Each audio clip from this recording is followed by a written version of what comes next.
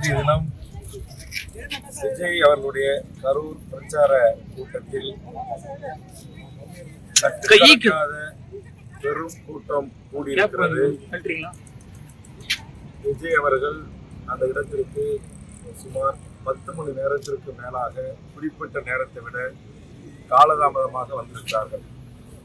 விஜயை பார்க்க வேண்டும் என்ற ஆர்வத்தில் முதல் நாள் இரவிலிருந்தும் காலையில் இருந்தும் அவர் வருகின்ற மாலை வரையில் தண்ணீர் இல்லாமல் உணவு இல்லாமல் ஒரே இடத்தில் அனுமதிக்கப்பட்ட இடத்தில் 10,000 பேர் கூடுவோம் என்று சொல்லிவிட்டு 25,000க்கும் மேற்பட்ட மக்கள் விஜயை பார்க்க வேண்டும் என்ற ஆர்வத்தில் குடிமுறை விளைவு அந்த நெரிசலில் மயக்கம் போட்டு விழுந்திருக்கிறார்கள். தற்போது 40 பேர் வரை இறந்திருக்கிறார்கள். அதாவது ஒரு தலைவர்கள், அதுவும் சினிமா துறையில் உச்சபட்ச நடிகராக இருக்கின்ற விஜய் அவரை பார்க்க வேண்டும் என்ற ஆர்வத்தில் பெண்கள், கை குழந்தைகளை, 1 வயது குழந்தைகளை, 2 வயது 3 வயது குழந்தைகளை தூக்கி வந்து 10 மணி நேரம் 12 மணி நேரம் காத்து கிடப்பதும், முதல் நாள் இரவிலிருந்து எப்படியாவது விஜயை அருகாமையில் பார்க்க வேண்டும் என்று காத்து கிடப்பதும் பகுத்தறிவுக்கு உகந்ததல்ல. இதைத்தான் நான் அனைத்து கூட்டங்களிலும் சொல்லி வருகிறேன்.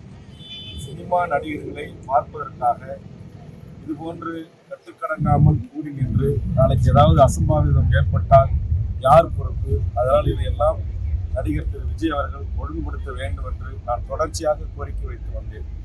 ஆனால் இதையெல்லாம் இங்கித்தும் கவலை கொள்ளவில்லை.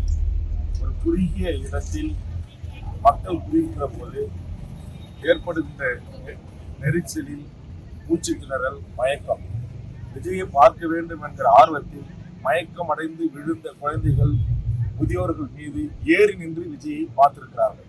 ஆக இதெல்லாம் உயிரிழப்புக்கு காரணமாக இருக்கிறது. உயிரிழந்த குடும்பங்களுக்கு தமிழக வாழ்வுரிமை கட்சியின் சார்பாக ஆழ்ந்த இரங்கலை தெரிவித்துக் கொள்கிறேன். இந்த 40 உயிர்களுக்கும் இப்போது யார் பதில் சொல்லுங்கள்? 40 குடும்பங்களுக்கும் அரசும் இதற்கு கூட்டத்தை நடத்தி விஜயை பார்க்க வந்த அவருடைய ரசிகர்களும் பொதுமக்களும் இருந்திருக்கிறார்கள். அவர்களுக்கு விஜயின் சார்பாகவும் உரிய இழப்பீடை வழங்க வேண்டும்.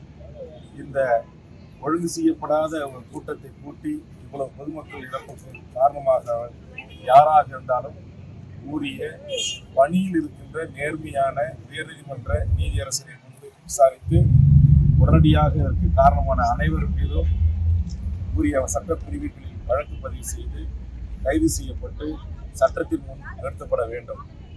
இனி வரும் காலங்களில் இந்த ரோட் ஷோ இது போன்று எவருக்குமே தரக்கூடாது. அது விஜய்க்கு மட்டுமல்ல, தமிழ்நாட்டில் எந்த பெரிய அரசியல் கட்சி தலைவர்களுக்கும் இப்படி ரோட் ஷோவை அனுமதிக்க கூடாது. மக்களை இப்படி அளவுக்கு மீறி காத்து வைக்கக்கூடாது.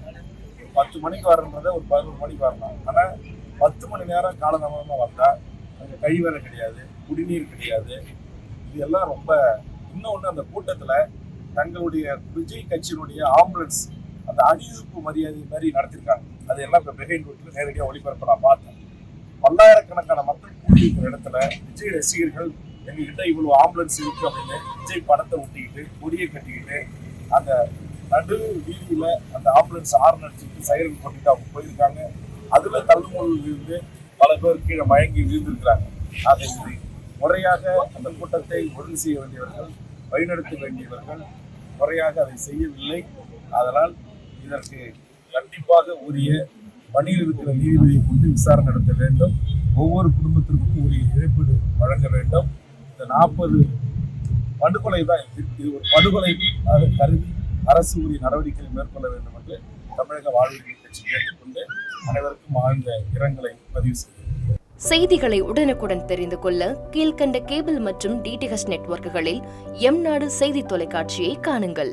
பாதகம் செய்பவரை கண்டால் நாம் பயம் கொள்ளலாகாது பாப்பா.